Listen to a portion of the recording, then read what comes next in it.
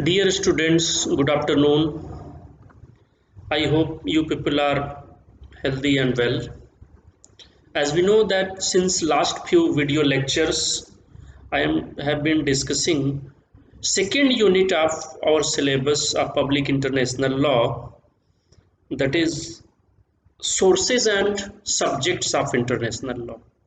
As far as sources are concerned, customs, treaties, general principles of law recognized by civilized nations, judicial decisions, and publishings or notable articles or writings of the jurists or authors as a source of law has been discussed in the last few video lectures. Now, today I am going to discuss subjects of international law. Subjects of international law. Who are the subject? Who are capable to bear rights and duties under the international law? Traditionally, the study of international law focused on the state as the dominant actor and paid passing attention only to international organizations such as the United Nations. Today, there is a general awareness of the multiple kinds of actors that populate the world and must be taken into account because their behaviors and resulting consequences are important. The state remains primary, but IGOs, international government organizations, NGOs, non-governmental organizations, MNCs, multinational corporations, insurgency groups, individuals, and churches, among others, may have a measure of legal standing in some circumstances. The organization of this unit is a straightforward one. Okay, so as far as subjects of international law, each actor will be identified and its role and legal status elaborated in next few video lectures. So firstly, questions: who are the actors of international law? Actors. All legal systems recognize specific actors that must comply with the rules of that system or face some form of sanction. For example, US law not only holds individuals accountable but treats business corporations as if they were individuals. So they are actors under the municipal law of US or in any other country. Usually, actors in a system possess both rights and duties in some manner. Actors so constituted are said to enjoy legal personality. Of course, the only real or natural actor is the individual person. But individuals can organize into a variety of institutional arrangements as the international relations of today richly illustrate. The degree of legal personality these actors possess varies considerably, with the state alone possessing full legal personality. In fact, some actors are merely objects of international law rather than subjects. As objects, actors can receive the effects of international law, including both benefits and sanctions. Subjects have duties and rights, including the capacity to appear before a panel of arbiters or an international court. The state monopoly over legal personality lasted for several centuries, with only one significant exception. And this exception is pirates. Pirates, known as the scourge of humankind, or pirates has been considered as hostis humani generis. They have been considered as the enemy of all mankind. Therefore, they were subject to international law as individuals, and any state's navy could capture and try them. So, who are the subjects of international law? Now there is the long list of subjects, but first and foremost subject is state. So let us see some of the basic points about the state as a subject of international law. Law professors use the term state, while many political scientists refers to the nation state. Since nation can have a sociological implication referring to ethnic groups, as in the case of the French-speaking minority in Canada, the choice of law professors will be applied here. The state is sovereign actor with a central government that rules over a population and territory and protects and represents that population in international politics. Despite myriad differences among states in physical size, wealth, and military clout, as sovereign entities, they are legal equals, and according to the positivist legal philosophy, states are independent of any vertical authority over their heads. So states are sovereign, free in the international law. This definition of the state is essentially same as offered in the 1933 Montevideo Convention on the Rights and Duties of States. This treaty is frequently cited for its definition of statehood, even though it originated as a regional treaty set among Latin American countries. So, the Montevideo Convention on the Rights and Duties of the States 1933 is a regional convention, but on the statehood it is widely accepted and considered the definition of states given in this convention. The Montevideo Convention also called on states to enter into relations with other states, implying that states will normally carry on diplomatic intercourse with each other by offering recognition through the exchange of ambassadors. Unfortunately, state practice has never clarified whether recognition of other states is a firm requirement of statehood, and so the necessity of recognition remains controversial today. States have generally rejected the 1930 Estrada Doctrine of Mexico, which called for recognition to be automatic instead of subjective decision of policy by the other states. Mexican officials could remember when Woodrow Wilson withheld recognition of the military dictatorship of Victoriano Huerta in 1913, a repressive regime that came to power through revolution instead of democratic elections. The question of recognition of states has sometimes taken the form of collective recognition, as by the European Union, United Nations, the earlier the League of Nations. This type of recognition of states can be understood as an action taken together by a subset of states, usually belong to an IGOs. These governments voice an opinion about behavior is acceptable and what is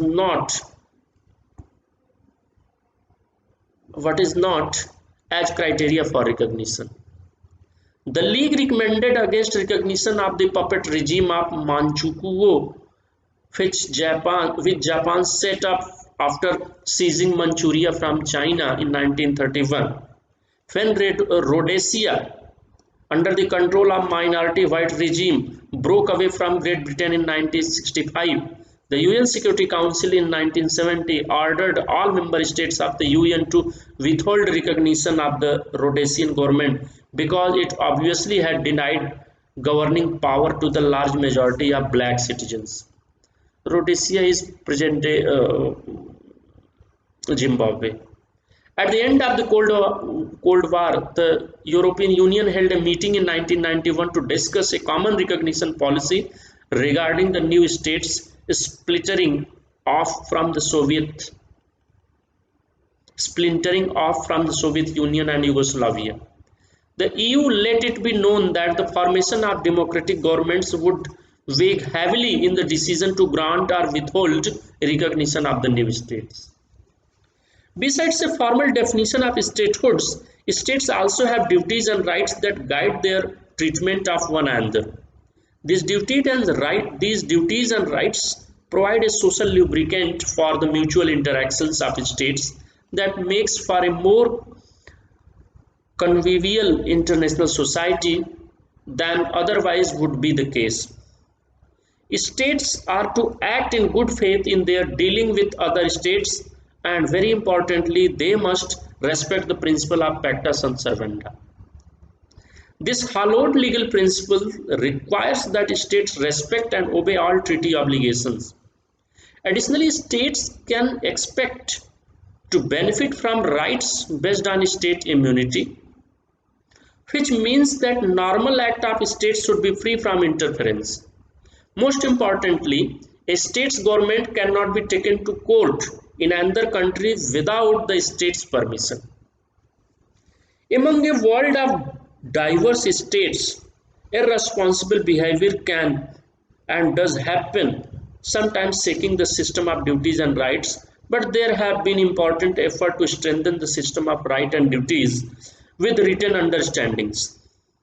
In 1970, Declaration on Principles of International Law concerning friendly relations and cooperation among states in accordance with the Charter of the United Nations calls on states to refrain from the use of force, intervention, or other harmful acts toward other states and to act in good faith according to the UN Charter. This declaration is often cited in UN General Assembly resolutions, court decisions, and diplomatic communiques. Also, the United Nations International Law Commission labored for decades on revisions before adopting the draft articles on the responsibility of state for internationally wrongful acts. In 2001, the General Assembly commended the draft articles to states for adoption as treaty law. States have been slow to warm to this proposed treaty. The international law on state responsibility involves the circumstances under which a state is held responsible for a breach of an international obligation. Historically, this concept focused on the way a state dealt with aliens or foreigners on its territory. Fair and civilized treatment was expected at a minimum. Certainly, an alien was not to encounter a lesser treatment than a citizen of the state in question. Under the UN International Law Commission's handling of the draft articles on this responsibility of states, the concept now seems more open-ended. These articles could cover states' obligation about very controversial subjects such as peace, human rights, and the environment. Conceivably, if the proposed treaty had been in force in 1986, the Soviet Union might have been held liable under treaty law rather than a general principle for the nuclear disaster in Chernobyl that cast radiation across northern Europe. The Society of States has long embraced the principle that one state's territory and activities should not be allowed to harm another state. Under the concept of state responsibility, an offending state is expected to compensating steps ranging from an apology to reparation, payments for damages depending on the nature and extent of damage. An area of legal obligation that remains ill-defined concerns state succession. When a state breaks up into two or more new countries, what becomes of the treaty obligations, national debts, and the original state's property and government archives? Occasionally, states do fragment, and recent history bears witness to several prominent cases. The Soviet Union in 1991 dissolved into 15 separate states, and Yugoslavia quickly divided into 5 and now 6 states with Kosovo. About the same time, Czechoslovakia in a velvet divorce became the Czech Republic and Republic of Slovakia.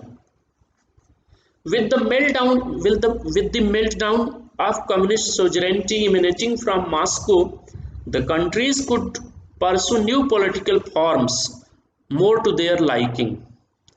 The troublesome fragmentation of states has been handled on a case-by-case basis and without enough consistency to establish clear rules. But two treaties are available to help despite a small number of ratifications. These are the 1978 Vienna Convention on the Succession of States in respect of treaties and the 1983 Vienna Convention on the States in respect of state property, archives and dates.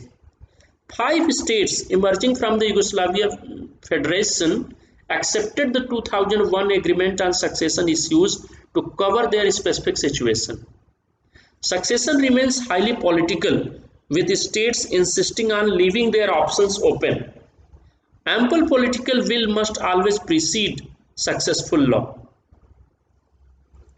Some states have moved in the opposite direction by forming voluntary mergers. With the retreat of British colonialism, Tanganyika and Zanzibar became Tanzania in 1964. दो countries Tanganyika और Zanzibar दोनों countries मर्ज हो गए आपस में and in 1964 they formed Tanzania, present day Tanzania.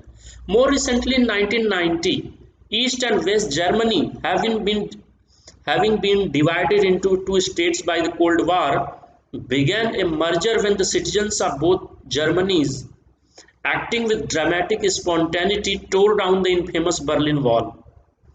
In 1975, North Vietnam, never having accepted South Vietnam as a legal state, conquered the South and simply ignored all the international obligations of South Vietnam.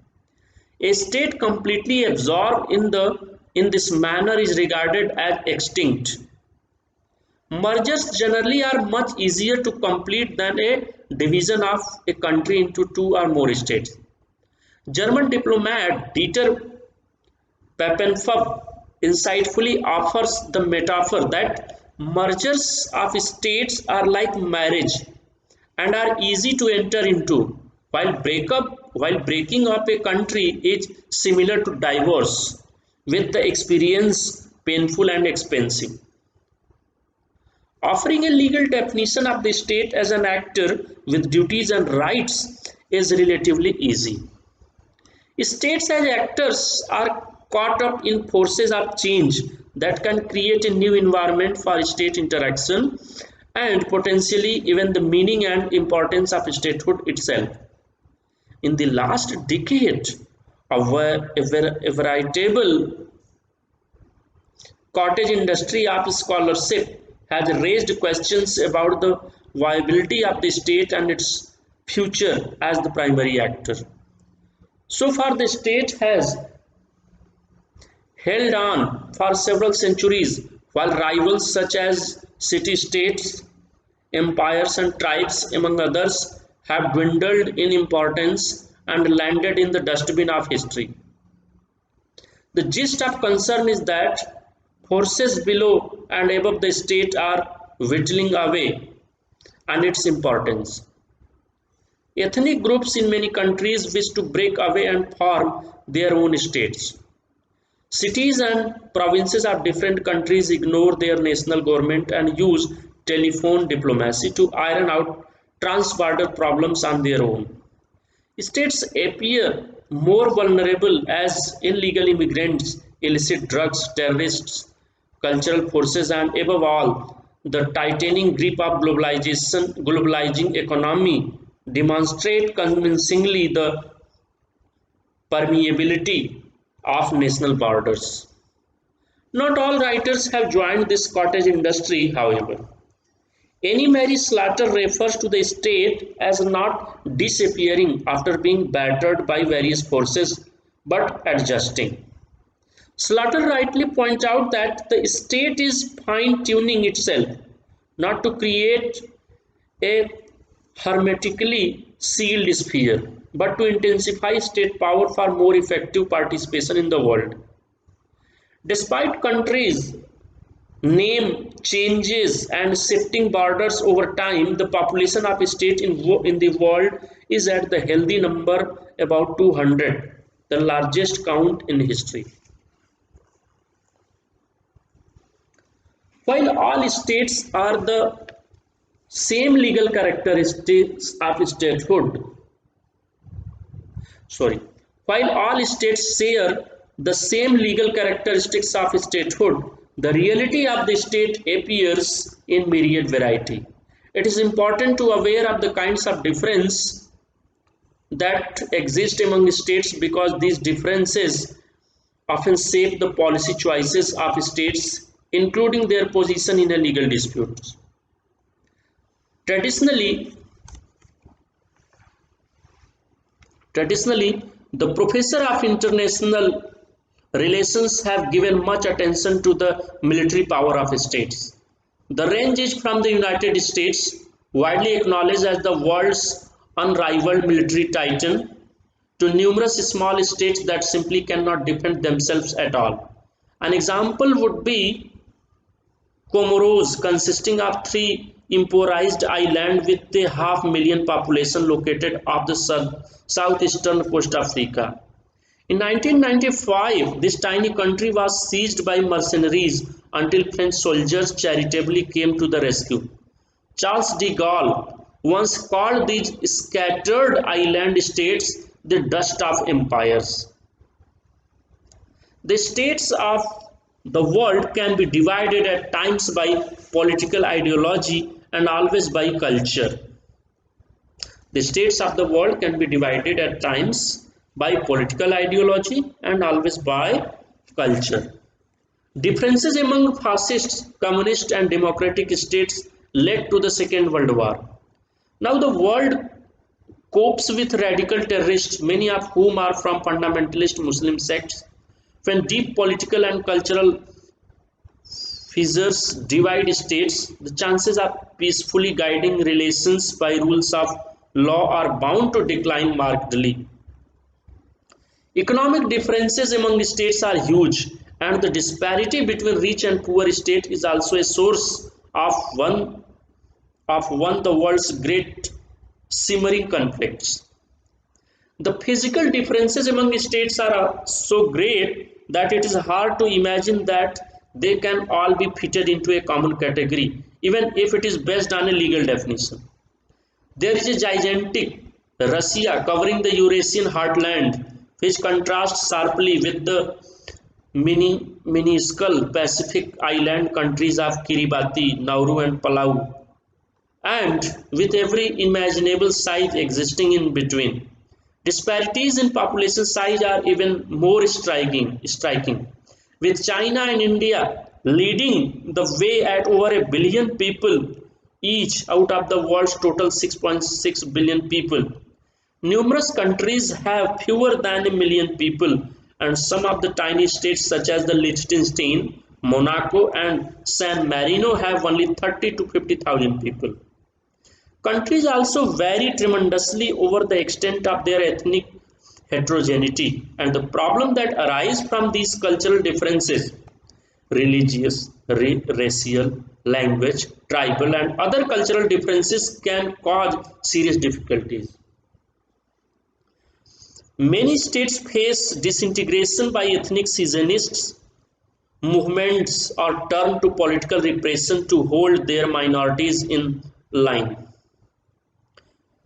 Two special types of states that have bedeviled international society in recent years are failed state and rogue states.